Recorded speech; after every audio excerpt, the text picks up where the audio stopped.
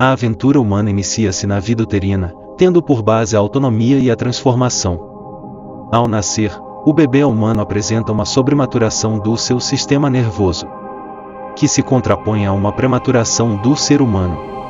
Este aparato parece ter como função potenciar a relação e, por outro lado, expandir a mente crescendo de ligações neurais e de interações que se vão co-construindo entre si. Damásio fala da construção da mente do eu a partir do sistema nervoso e situa o tronco cerebral como o lugar dos sentimentos primordiais, imagens que são também manifestações instantâneas da consciência.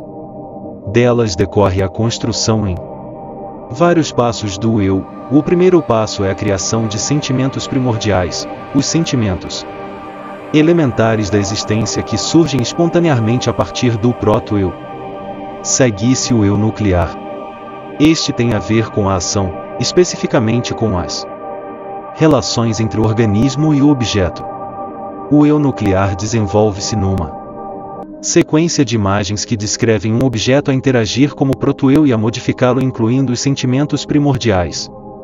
Por fim temos o eu autobiográfico.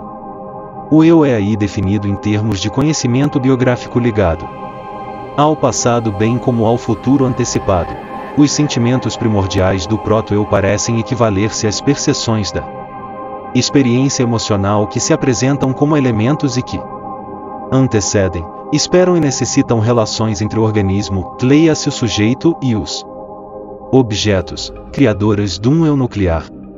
Este constitui-se num contexto relacional protetor, transformador e expansivo. Freud considerou um ego corporal que não é uma entidade de superfície, mas é ele próprio, a projeção de uma superfície, e adianta em pé de página ele atribuída que o ego, em última análise, deriva das sensações corporais, principalmente das que se originam na superfície do corpo. Ele pode ser assim encarado como uma projeção mental da superfície do corpo além de representar as superfícies do aparelho mental, ibidem.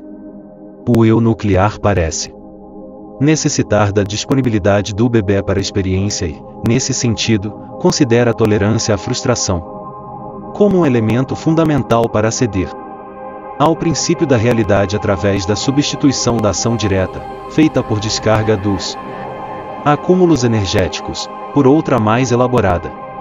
Esta permite diferir no tempo a descarga das tensões e revela uma competência crescente da atenção que amplifica o campo observacional, tornando-o mais discriminado.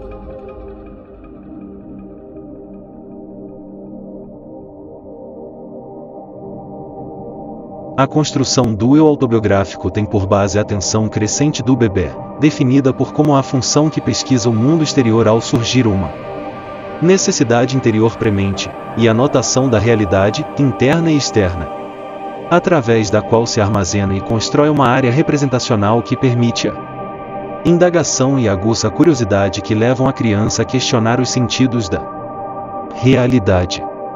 Assim a criança pode chegar à decisão que a torna mais atuante e inserida no seu meio.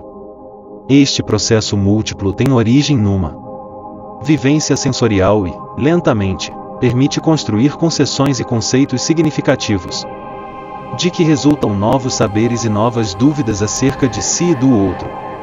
Esta abertura só é possível através do encontro diádico em que as expectativas do bebê, decorrentes da confirmação da área passível de mudança das pré-concessões pela satisfação materna das necessidades em questão, se transformam em concessões confirmadoras e significantes de si e do outro.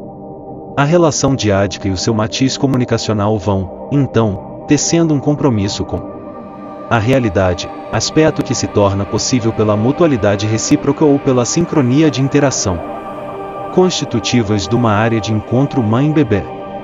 Este entendimento aumenta a capacidade do bebê para esperar, com confiança, pela transformação das pré-concessões angustiantes, a ansiedade noutras mais toleráveis e capazes de se constituírem como conteúdos pensáveis através do sonho e dos elementos míticos narrativos, que são todos aqueles elementos de que o indivíduo se serve para construir as suas próprias estruturas narrativas, as suas narrativas pessoais e as suas interpretações pessoais sobre os acontecimentos que se passam na sua própria vida. Estas relações são mediadas pela função que torna as impressões sensoriais da experiência emocional utilizáveis pelo pensamento consciente e pelo pensamento onírico. O eu autobiográfico decorre, portanto, da construção paulatina de um conhecimento armazenado, ou noutro dizer, constitui-se como a interhistória do sujeito. Por outro lado, sabemos que o sistema límbico influencia as emoções, as respostas viscerais às emoções, a motivação, o humor, as sensações de dor e de prazer, e está associado aos instintos básicos de sobrevivência, tendo como principal fonte sensorial os nervos olfativos. A sobrematuração cerebral âncora num enlace que se pressente necessário e suficiente à edificação de um ser humano, construído numa rede de significações crescentes de si e do mundo envolvente. Talvez por isso, o córtex associativo represente perto de 90% do córtex humano e esteja aberto a uma expansão da sua rede neural desde o embrião e ao longo de toda a vida. A arquitetura do cérebro é, pois, uma entidade em expansão, que se co-constrói na relação entre o eu e o outro significativo.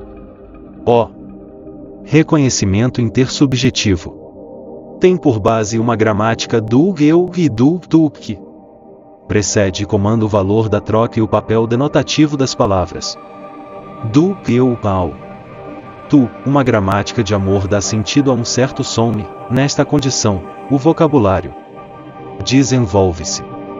A expansão simbólica da mente estrutura-se no amor e no encontro, numa relação diádica assimétrica onde o bebê criança percebe que os seus ritmos são respeitados, os seus desejos e medos são mediados pela presença e pela palavra reconfortante ou transformadora da figura cuidadora.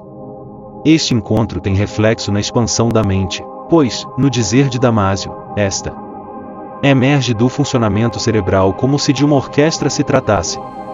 A própria melodia dá origem ao maestro da banda que, sobrepondo uma metáfora à metáfora do autor, podemos considerar a autonomia adequada ao processo desenvolvimental, que se expressa já na autonomia embrionária. A autonomia crescente é, em nosso entender, a aceitação da diferença e da especificidade do outro e, ao mesmo tempo, o reconhecimento dos limites que o processo desenvolvimental coloca, e as respostas adequadas à preservação da sua integridade pessoal.